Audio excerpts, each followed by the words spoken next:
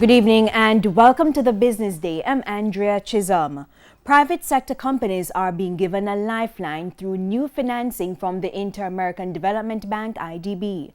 The funding comes amidst a new wave of COVID-19 cases, which led to new restrictions making it harder for businesses to earn profit. Andrew Laidley reports.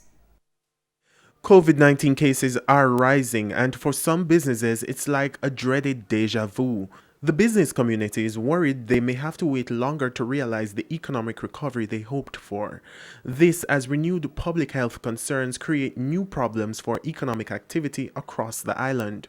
But a new funding facility being offered by the Inter-American Development Bank could provide some reprieve in the short term. It's just about $2 billion being made available for the Caribbean. The IDB is hoping that the funding will finance interventions that maintain jobs, restore supply chains, and sustain sources of income. Over the long term, the IDB plans to offer support in the form of liquidity and working capital lines for corporations. The funding will go specifically to sectors such as tourism, agribusiness, manufacturing and technology, bank, non-bank, trade and supply chain financing focused on underlying MSMEs, and infrastructure projects for ongoing developmental impact. Andrew Laidley, TVJ News. Currency trading ended today with the US dollar selling for $149.09. The Canadian dollar sold for $112.55.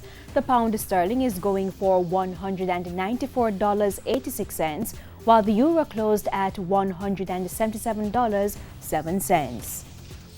And the JSE index gained 1,000 points today, and the junior market index inched up by 3 points. Among the winners, cargo handlers, Consolidated Bakeries, Sterling Investments, Wigton Wind Farm, and Epley 8.25%.